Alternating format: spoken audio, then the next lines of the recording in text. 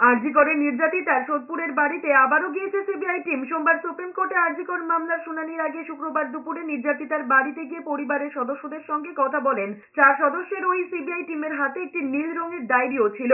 এদিকে আরজিকর কাণ্ডে DC north অভিষেক Gupta, DC central Indira Mukherjee এবং সিপি বিনীত গোয়েলের পদত্যাগের দাবি তুলেছেন বিরোধী দলনেতা শুভেন্দু অধিকারী। বলেছেন, যেভাবে পুলিশ নির্যাতিতার বাবা মাকে টাকা অফার করেছিল তা অত্যন্ত লজ্জার। শুভেন্দু অধিকারী মুখ্যমন্ত্রী এবং কলকাতার পুলিশ কমিশনার বিনীত গোয়েলকে অপসারণের দাবি তোলার পাশাপাশি সিপিকে সিবিআই হেফাজতে নেওয়ার দাবি তুলেছেন।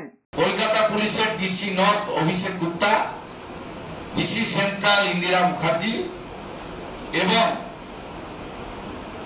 বর্বর সিপি বিনীত গোয়েল এই 3 জনের কাস্টডির দাবি করছি।